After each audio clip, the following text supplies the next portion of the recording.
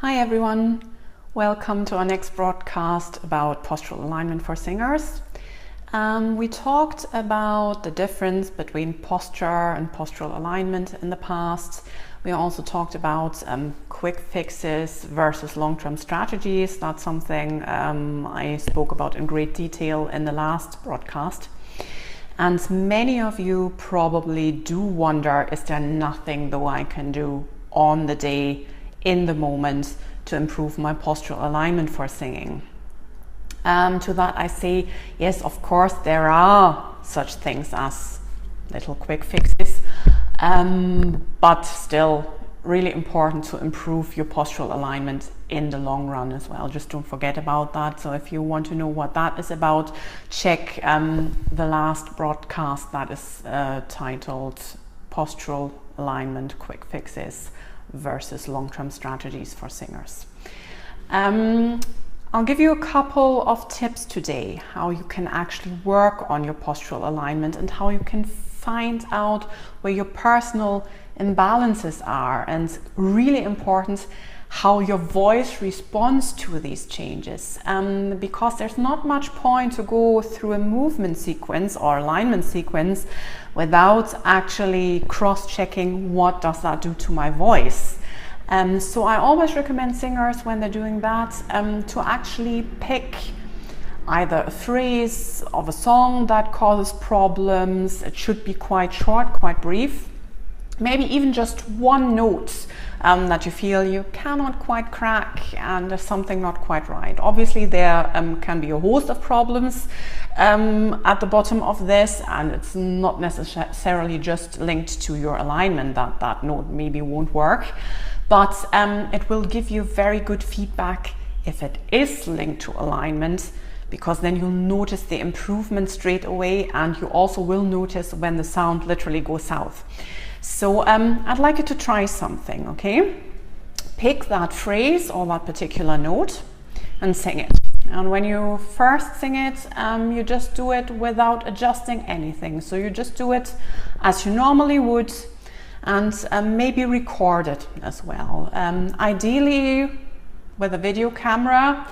If you don't have one to hand, just do an audio recording, but I would really say in that case it's quite a good idea to have a visual with it as well, so that you do notice what you've been doing. So first take, literally without changing anything. Then you do the next one and you start moving your feet a tiny bit. So you bring your toes together. You actually start moving your feet apart. Basically, if you've ever done ballet, think about going into first position maybe.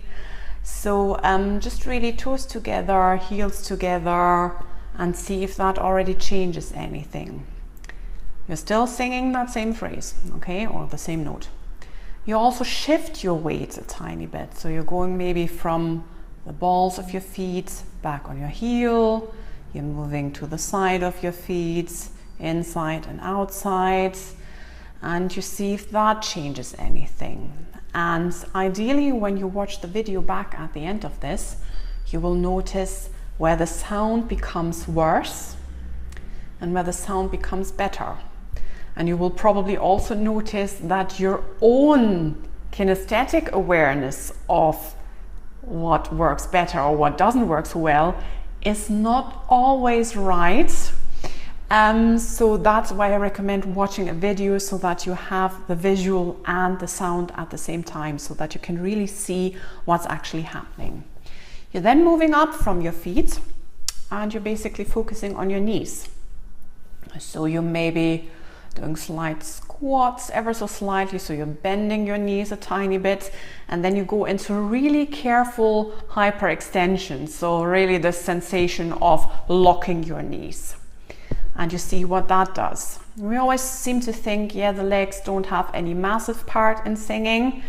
They don't as such, but the tension that you can create, for instance, by hyperextending your knees too much, or by maybe bending too much and then needing to rebalance, can have sort of a domino effect on the rest of your body. So it's always worth checking again, what on that spectrum that I do, from going maybe from slight squats, slight knee bends, to hyperextension and the whole thing in between, where's the sound improving and where is it getting worse? Then you travel further upwards and you focus on your pelvic area.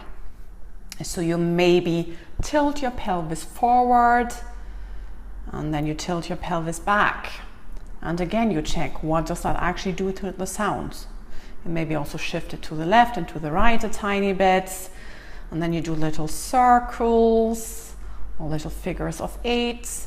And again, while you're singing your tricky phrase or your tricky note, you watch very, very carefully, when does the sound improve? When does it get worse? Then you're moving over to your rib cage. So what you can do when you're moving your rib cage, you can maybe just bring your shoulder blades together, a bit like this. And then you move them to the front, almost into a slouching position like this. You can also do that with your hands behind your back, essentially, or you can literally almost give yourself a hug, that type of thing. And again, you watch, what does that do to my sound? And where on the spectrum does my sound improve? And where is it getting worse? And once you worked on your rib cage a tiny bit, you move to your shoulders. So you're essentially shrugging them. So you're basically bringing them up a tiny bit, and then you may be bringing them down again, maybe even circle them a tiny bit. So again, you see, what does any even tiniest change in my voice? And then you move to your neck and to your head. So you may be stretching a tiny bit and moving from the left to the right and so on. And then you're also sticking your chin out a tiny bit and bringing it back in, tucking it under, so to speak. And really important that every time you do these little adjustments, you sing, so that you get a sensation for, where do I feel an increase in effort? Where do I feel a decrease in effort? Where do I think my sound improves? Where do I think my sound gets better? And then you also listen and watch back to it.